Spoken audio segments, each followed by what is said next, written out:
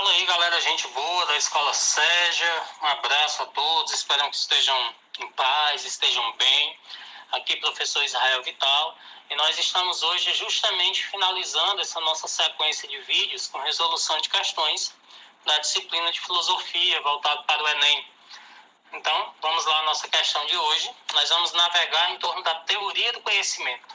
Teoria do conhecimento, nós podemos inclusive compreender como epistemologia, tá bom? Episteme, conhecimento.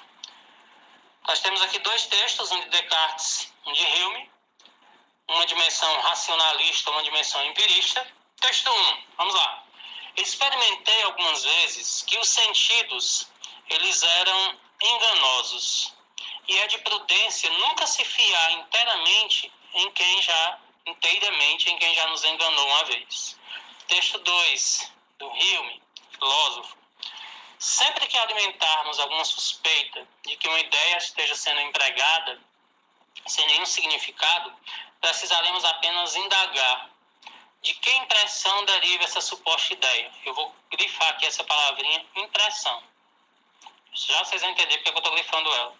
E se for impossível atribuir qualquer impressão sensorial, isso servirá para confirmar nossa suspeita.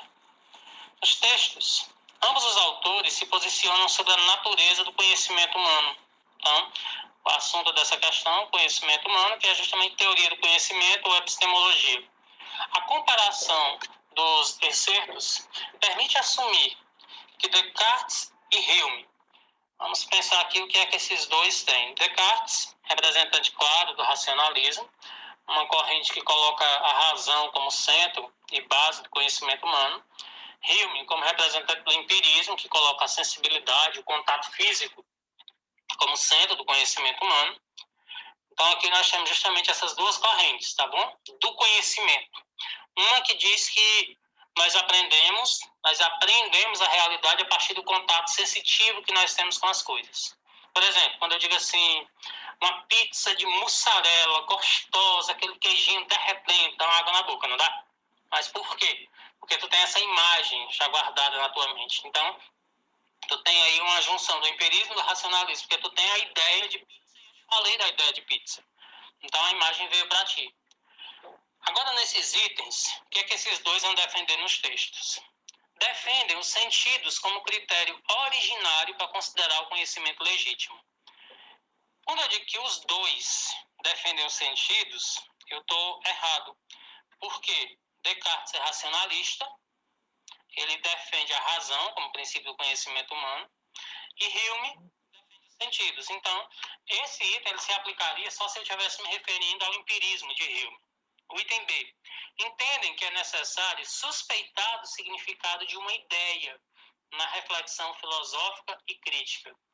De fato, cada um tem essa compreensão. Porém, quando eu o faço numa perspectiva racionalista, Descartes vai confiar que há uma validade. Quando eu o faço, porém, para Hume vai me dizer que a razão ela não consegue sozinha dar conta do conhecimento humano. O C. São legítimos representantes do criticismo quanto à gênese do conhecimento. Nós não temos aqui uma referência ao criticismo, que já é uma outra vertente da explicação do conhecimento. Lembre que gênese é princípio, tá bom?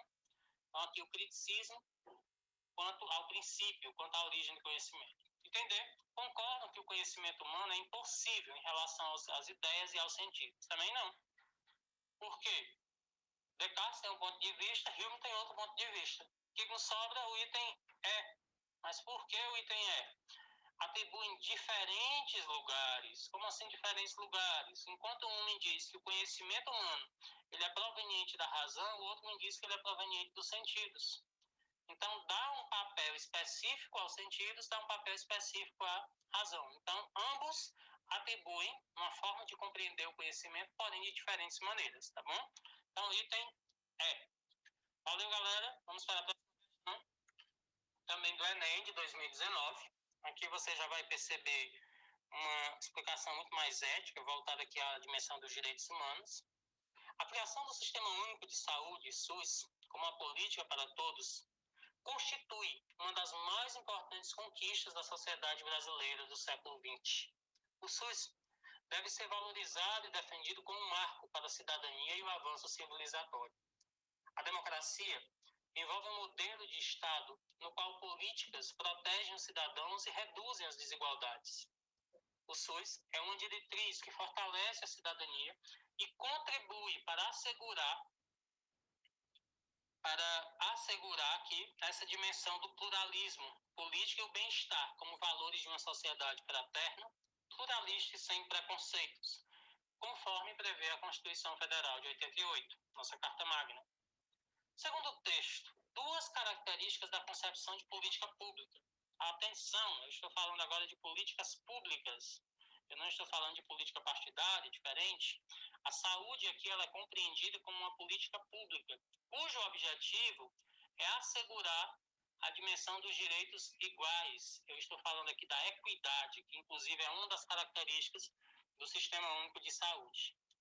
Então, segundo o texto, é para a gente perceber, paternalismo e filantropia, uma política pública, ela pode ser entendida como um paternalismo, como eu acolho quem eu quero e como eu quero, e tem liberalismo e meritocracia. Liberalismo é aquela corrente da sobreposição do mercado, do financeiro em toda e qualquer situação. E meritocracia, mérito, ter o mérito próprio.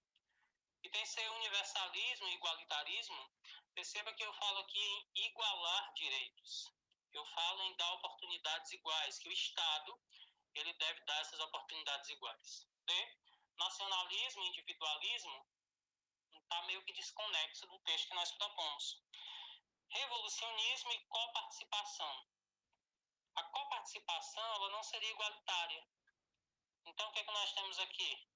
O universalismo e o igualitarismo. As políticas públicas elas devem ser universais, devem favorecer para que todos os cidadãos e cidadãs brasileiras tenham acesso a essas políticas públicas, seja saúde, seja qualquer outra. E isso ocorra de forma igualitária, não faça segregação e escolha de pessoas, tá bom? Então nós temos aí o item C. Galera, valeu pela atenção, muito obrigado, e nós vamos finalizando aqui essa nossa experiência de hoje.